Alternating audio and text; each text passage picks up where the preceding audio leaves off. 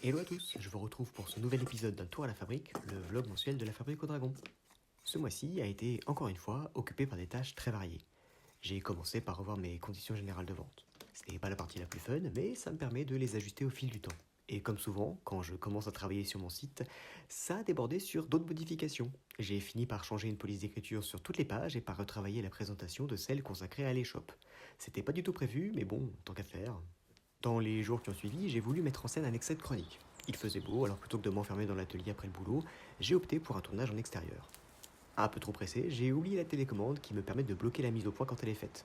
Le tournage a donc été un petit peu plus long que prévu, mais j'ai quand même réussi à sortir quelque chose de correct. En parallèle, j'ai avancé sur les œufs de la collection d'avril et finalisé quelques prototypes réservés au marché.